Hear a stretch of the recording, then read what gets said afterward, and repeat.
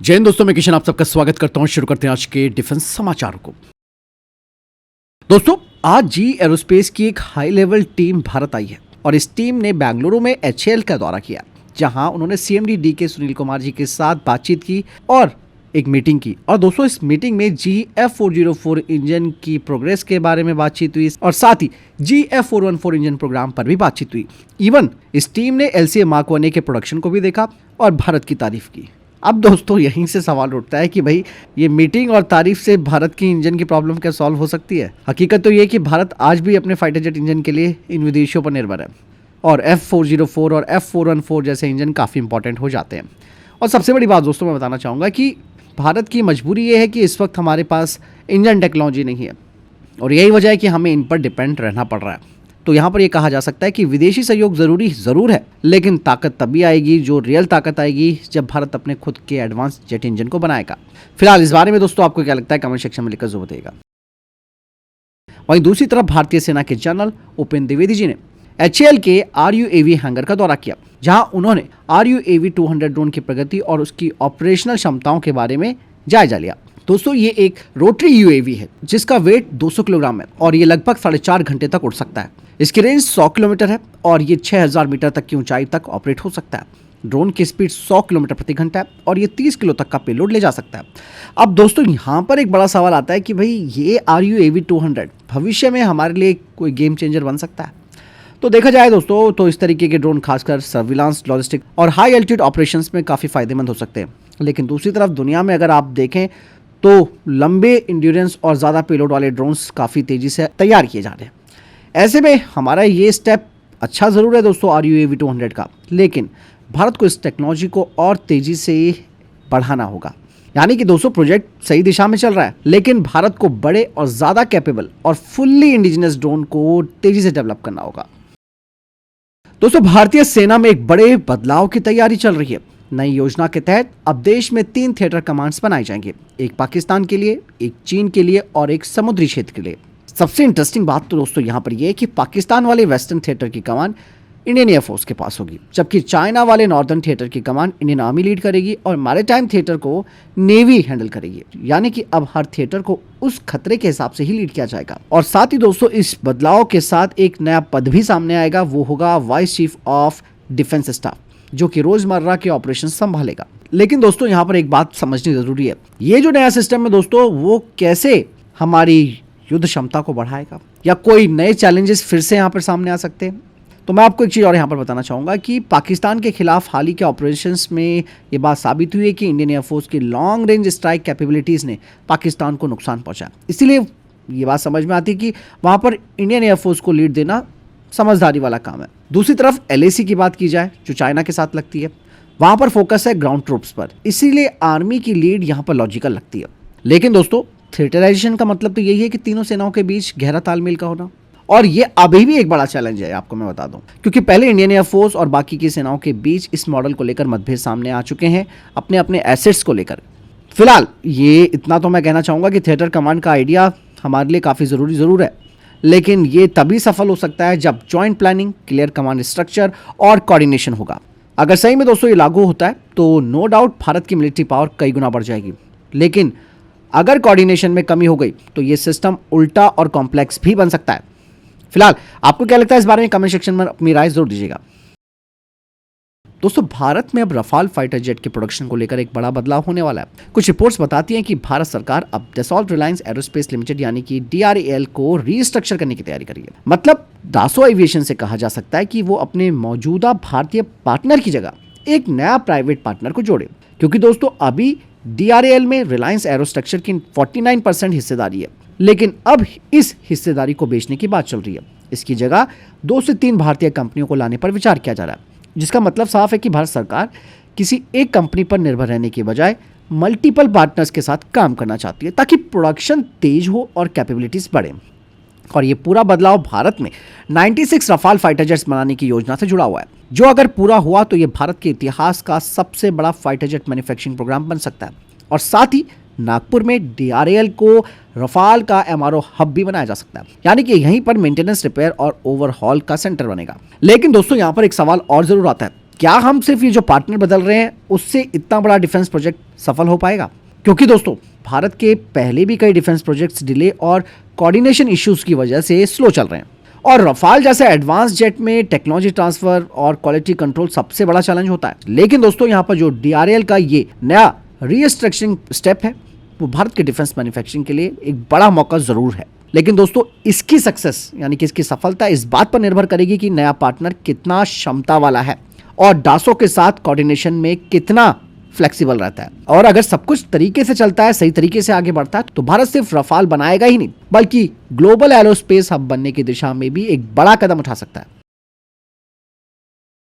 वहीं दोस्तों Indian air force के Su-30 MKI फाइटर जेट से एक नई long range land attack cruise missile launch करने पर काम चल रहा है, और यह मिसाइल दोस्तों पुरानी निर्भय क्रूज मिसाइल का अपग्रेडेड वेरिएंट मानी जा रही है, जिसमें बेहतर रेंज, गाइडेंस और एक्यूरेसी दी गई है। फिलहाल इसका इंटीग्रेशन Su-30 MKI पर किया जा रहा है और जल्द ही इसके कैपेटिव ट्रायल्स शुरू हो सकते हैं। दोस्तों यहाँ पर सबसे खास बात तो ये है कि इस मिसाइल को लॉन्च करने के लिए कोई बूस्टर नहीं लगेगा, मतलब ये सीधे एयरक्राफ्ट से ड्रॉप होगी और फिर ये अपना खुद का इंजन स्टार्ट करेगी। इसका फायदा ये होगा कि अब फाइटर जेट्स दुश्मन के एयर डिफेंस जोन में घुसे बिना ही सैकड़ों किलोमीटर दूर टारगेट्स को खत्म कर सकते हैं, जैसे कि दुश्मन के airbase, radar site, command centre या फिर फ्यूल डिपो।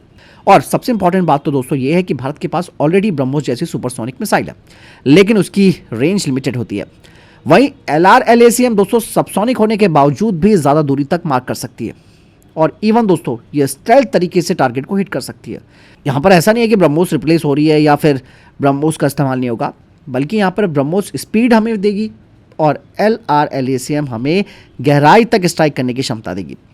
लेकिन दोस्तों यहाँ पर एक चीज़ और सामने आती है कि ऐसे में ये जो सबसोनिक क्रूज मिसाइल है ये दुश्मन के एयर डिफेंस को सच में बाईपास कर पाएगी, क्योंकि आज के समय में हमारे दुश्मनों के पास already advance air defence system है जो कि लो फ्लाइंग टारगेट्स को भी डिटेक्ट करने में सक्षम है। हालांकि दोस्तों यहाँ पर मैं तो इतना कहना चाहूँगा कि ये LRLACM जो है वो भारत के लिए गेम चेंजिंग कैपेबिलिटी बन सकती है, खास करके डीप स्ट्राइक मिशन में। लेकिन भारत को इसके लिए सबसे बड़ा काम ये करना होगा कि लार्ज नंबर्स में इन्हें डिप्लॉय करना होगा और इनके साथ स्मार्ट टैक्टिक्स अपनानी पड़ेगी, जैसे कि सैचुरेशन अटैक। समझ रहे हैं आप? तब जाकर के दुश्मनों के एडवांस एयर डिफेंस सिस्टम्स को भी भेद पाएगी, यानी कि आप एक साथ सैकड़ों मिसाइलें इस तरीके की दाग दो। और ये प्रोग्राम अगर सफल होता है तो इंडियन एयरफोर्स दुश्मन के अंदर तक जाकर बिना रिस्क लिए स्ट्राइक कर सकता है। दोस्तों इंडियन आर्मी अब अपने छोटे छोटे इन्फेंट्री यूनिट्स को एक बड़ी ताकत देने की तैयारी कर रही है। दरअसल पंजाब की कंपनी ADSL ने अपना एक नया 30 किलोमीटर रेंज वाला लॉइटरिंग म्यूनिशन डेवलप करना शुरू कर दिया, जो कि बैटलफील्ड में एक बड़ा गेम चेंजर बन सकता है। ये एक ऐसा सिस्टम है जिसे सिर्फ 2 सैनिक ले जा सकते हैं, जो कि एक लॉन्चर और एक बैकपैक के साथ आता है। इसकी खास बात यह है कि इसे सिर्फ 2 मिनट में डिप्लॉय किया जा सकता है, और ये ड्रोन 15 से 20 किलोमीटर दूर टारगेट तक सिर्फ 6 मिनट में पहुंच सकता है, और वहां पहुंचकर करीबन 15 से 20 मिनट तक होवर कर सकता है, टारगेट को आइडेंटिफाई और उस पर स्ट्राइक कर सकता है। यही नहीं दोस्तों, अटैक के समय ये अपना इंजन बंद कर देता है, मतलब ये साइलेंट ग्लाइड करता है, दुश्मन को पता भी नहीं चलेगा। इसमें कई तरीके के वॉरहेड लगाने के ऑप्शंस है, जैसे कि एंटी टैंक, हाई एक्सप्लोसिव और थर्मोबैरिक, यानी कि ये टैंक से लेकर बंकर को हिट कर सकता है। दोस्तों पहले छोटे यूनिट्स को आर्टिलरी या फिर एयर सपोर्ट पर निर्भर रहना पड़ता था, लेकिन अब वो खुद 30 किलोमीटर दूर तक प्रिसीजन स्ट्राइक कर सकते हैं, यानी कि बैटलफील्ड में डिसीजन और अटैक दोनों एक ही लेवल पर जाएगा। लेकिन दोस्तों यहाँ पर इस चीज को लेकर एक प्रॉब्लम जरूर है कि क्या वाकई में ये सिस्टम इलेक्ट्रॉनिक वॉरफेयर में सर्वाइव कर पाएगा, क्योंकि आप देख ही रहे हैं आज के युद्ध में GPS जैमिंग और सिग्नल इंटरफेरेंस बहुत कॉमन हो चुका है। हालांकि कंपनी तो ये दावा कर रही है कि भाई ये सिस्टम GPS डिनाइड इन्वायरमेंट में भी काम कर सकता है, लेकिन इसकी असली परीक्षा फिर रियल कॉम्बैट कंडीशंस में ही साबित हो पाएगी। यानी कि दोस्तों ADSL का ये नया लॉइटरिंग म्यूनिशन भारतीय सेना के लिए एक फोर्स मल्टीप्लायर साबित हो सकता है। दोस्तों उत्तम आईसर रडार को लेकर भी एक बड़ी अपडेट सामने आई है। बताया जा रहा है कि तेजस के LSP-2 और LSP-3 एयरक्राफ्ट पर इसका सफलतापूर्वक एक्सटेंसिव फ्लाइट टेस्टिंग पूरी हो गई है। इस रडार ने एयर टू एयर और एयर टू ग्राउंड दोनों मोड्स में अपनी परफॉर्मेंस साबित कर दी है, यानी कि ये रडार एक साथ कई टारगेट्स को डिटेक्ट और ट्रैक कर सकता है और बैटलफील्ड में पायलट को बेहतर सिचुएशनल अवेयरनेस प्रदान करेगा। रिपोर्ट्स बताती है कि ये रडार कुछ मामलों में विदेशी आईसर रडार से बेहतर परफॉर्मेंस दे रहा है, और सबसे बड़ी बात दोस्तों ये है कि इसमें 95% स्वदेशी कंटेंट है। मतलब साफ है कि भारत अब एडवांस फाइटर जेट रडार में लगभग आत्मनिर्भर बन चुका है। हालांकि ये अभी टेस्ट किया गया है, लेकिन रियल कॉम्बैट कंडीशंस में इसका उतना ही इफेक्टिव होना जरूरी है जितना कि इसने अपने आप को ट्रायल्स में साबित किया है, क्योंकि इलेक्ट्रॉनिक वॉरफेयर और जैमिंग जैसे मॉडर्न थ्रेट्स किसी भी रडार को चैलेंज दे देते हैं मतलब साफ है दोस्तों, अब उत्तम आयुष रडार भारत के लिए एक मेजर टेक्नोलॉजिकल ब्रेक थ्रू है। अगर ये रडार तेजस मार्क 1 और आने वाले एयरक्राफ्ट में सफलतापूर्वक इंटीग्रेट हो गया तो भारत न सिर्फ इंपोर्ट कम करेगा बल्कि फ्यूचर फाइटर जेट प्रोग्राम जैसे कि एमका को भी इसके जरिए एक मजबूत फाउंडेशन मिलेगा। दोस्तों, भारतीय सेना की रफ्तार अब बदलने वाली है। मतलब बुलेट से बैटरी तक का सफर शुरू हो चुका है। इंडियन आर्मी अब ट्रेडिशनल पेट्रोल बाइक की जगह साइलेंट स्काउट इलेक्ट्रिक बाइक्स को शामिल करने की तैयारी कर रही है और ये खास तौर पर इस्तेमाल होंगी दोस्तों कोवर्ट मिशंस के लिए। इन बाइक्स की सबसे बड़ी ताकत है लगभग जीरो इनकी आवाज होगी, यानी कि दुश्मन के बेहद करीब जाकर बिना पता चले ये उनके आसपास जा सकते हैं। ये बाइक सिर्फ चलने के लिए नहीं है बल्कि मोबाइल पावर स्टेशन भी होंगी, जिससे कि सैनिक अपने कम्युनिकेशन डिवाइसेस, नाइट विजन और दूसरे जो इक्विपमेंट्स हैं उन्हें चार्ज कर सकते हैं। और इवन दोस्तों, आसाम के पहाड़ी इलाके हों या फिर राजस्थान का खुला रेगिस्तान, हर जगह ये बाइक्स सर्विलेंस और मूवमेंट में एक बड़ा टेक्निकल एडवांटेज दे सकती है। लेकिन दोस्तों, यहाँ पर एक प्रॉब्लम ज़रूर है और आपके मन में ये सवाल आ रहा होगा कि भाई क्या ये इलेक्ट्रिक बाइक्स बैटलफील्ड में पूरी तरह भरोसेमंद साबित हो सकती है? क्योंकि बैटरी बैकअप, चार्जिंग इंफ्रास्ट्रक्चर और एक्सट्रीम मौसम में परफॉर्मेंस ये अभी भी इनके लिए बड़ा चैलेंज हो सकता है, क्योंकि जितने भी इलेक्ट्रिक कार्स हैं उन्हें भी इस तरीके की सिचुएशन को फेस करना पड़ता है। कई जगह चार्जिंग पॉइंट्स नहीं मिलते हैं, अगर कुछ बैटरी में प्रॉब्लम आ जाए तो फिर और दिक्कतें आती हैं। यानी कि यहाँ पर मेरा कहने का मतलब है कि अगर मिशन के बीच बैटरी खत्म हो गई तो वही स्टेल्थ एडवांटेज जो हमें मिलने वाला है इन बाइक से वो खतरे में आ सकता है। साइलेंट स्काउट बाइक्स दोस्तों ज़रूर एक बहुत बेहतर कदम है जो कि मॉडर्न वॉरफेयर में हमारे स्टेल्थ और एफिशिएंसी को बढ़ाएगा। लेकिन दोस्तों, इन साइलेंट स्काउट बाइक्स की सफलता इस बात पर निर्भर करेगी कि भारत इनकी बैटरी रिलायबिलिटी, चार्जिंग सॉल्यूशंस और रग्ड परफॉर्मेंस को कितना मजबूत बना पाता है। और अगर ये सब चीज़ें पॉसिबल हो पाई तो भारतीय सेना की कोवर्ट कैपेबिलिटीज एक नए लेवल पर पहुंच सकती है। वहीं चेन्नई की कंपनी ट्राइडेंट टेक ने अपना एक स्वदेशी 30 हॉर्स पावर का वैंकल इंजन का सफलतापूर्वक टेस्ट किया। इस इंजन का परीक्षण बेंगलुरु के एनएल में हुआ और सबसे बड़ी बात, इसे सिमलेक से मिलिट्री अप्रूवल मिल चुका है। दोस्तों, ये जो वैंकल इंजन है इसमें कम मूविंग पार्ट्स होते हैं, ये काफ़ी स्मूथ चलता है और इसका पावर टू वेट रेशियो बेहतर होता है, यानी कि छोटे ड्रोन्स के लिए ये इंजन ज़्यादा एफिशिएंट और रिलायबल हो सकता है। और सबसे बड़ी बात, ये पूरी तरह भारत में बना है, मतलब हमें इंपोर्टेड इंजन्स पर निर्भरता नहीं रखनी पड़ेगी। तो ऐसे में ट्राइडेंट टेक का ये स्टेप भारत के ड्रोन इकोसिस्टम के लिए काफ़ी बड़ा बूस्ट है।